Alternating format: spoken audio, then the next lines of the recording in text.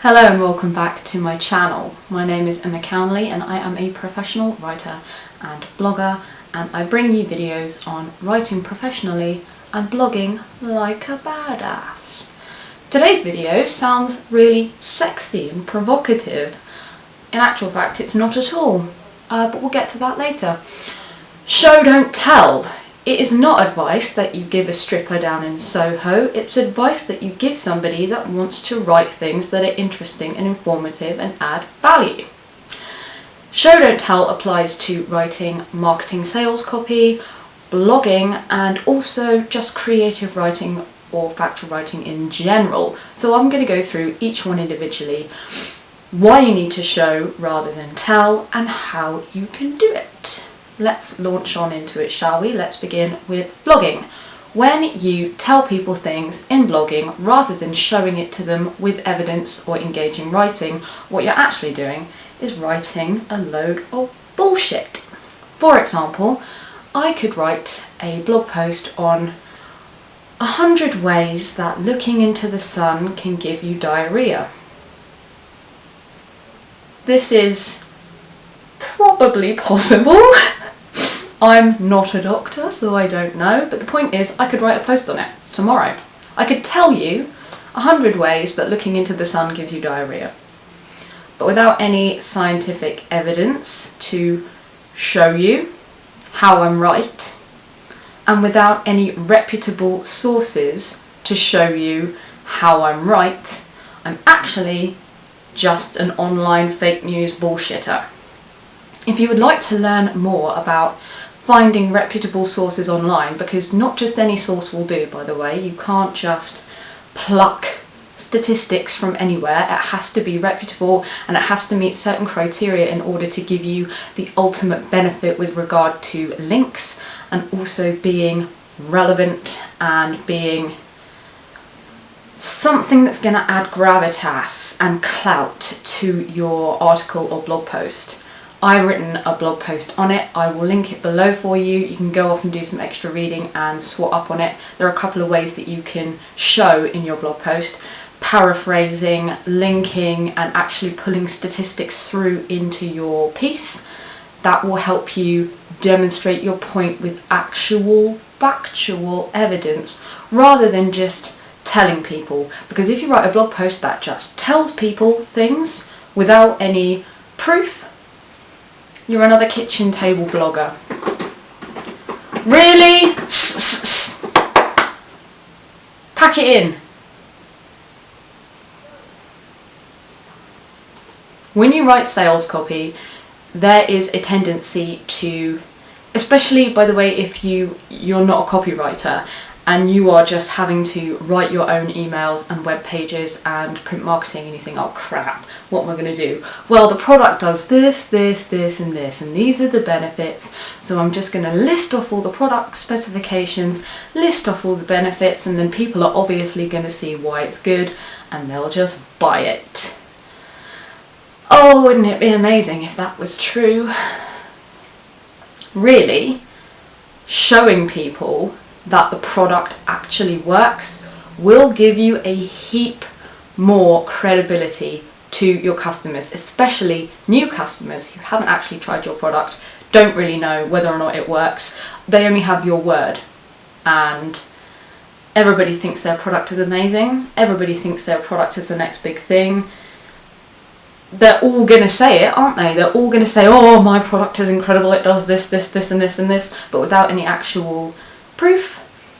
Customers are like, yeah, well, that's what they all say, and then I bought this product and it was shit, so why are you any different? So the way that you can show customers how freaking awesome you are is testimonials and reviews. Pull them through into your email, your FIFO or your Trustpilot, for example, actual customer reviews that are attributable to real life people, what they actually thought of the product, a star rating, how many people bought it and loved it and gave it 5 stars. People look for reviews online before they buy nowadays. I did a little bit of research on it. I believe I put it in a blog post and I'll link to that below. But the short version of the story is that nowadays people are looking at reviews before they buy.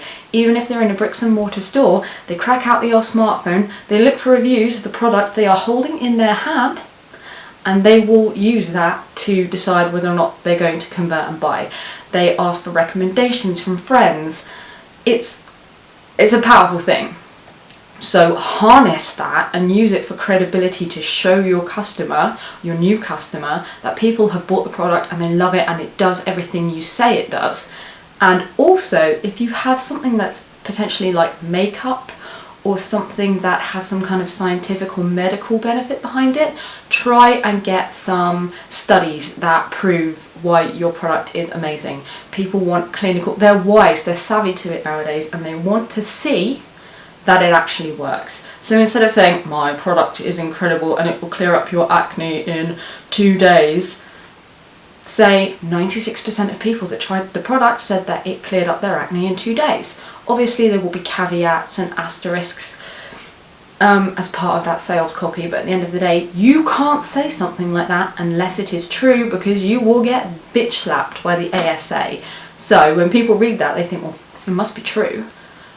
I'm really compelled, I'm going to give it a go. So sales marketing, that is how you are showing and not just telling. Finally, we come to fiction. In this medium, telling comes in the form of exposition.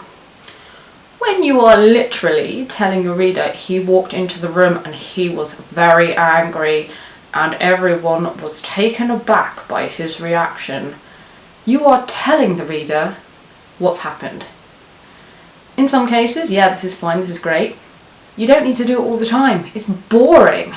What you would do is say, John strode into the room, slammed down the book and shouted, "How dare you!" The room was filled with gasps. From that, they can understand that John's reaction was just way out of line. People could not believe what he was saying.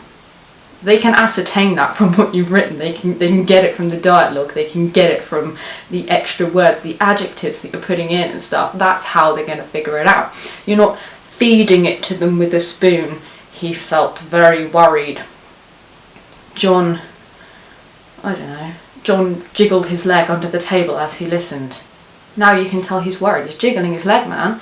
You don't just do that when you're chill. He's worried. You don't have to say it for them to know it.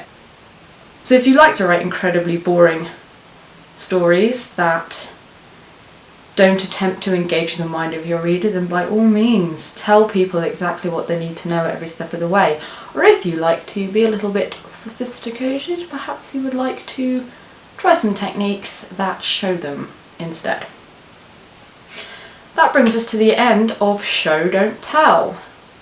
I told you what you needed to know, but the blog posts below will show you. If you've got any questions about what I've discussed today, you can pop a comment below and ask away, or you can find me on Twitter at @EJCownley and I will happily answer questions for you.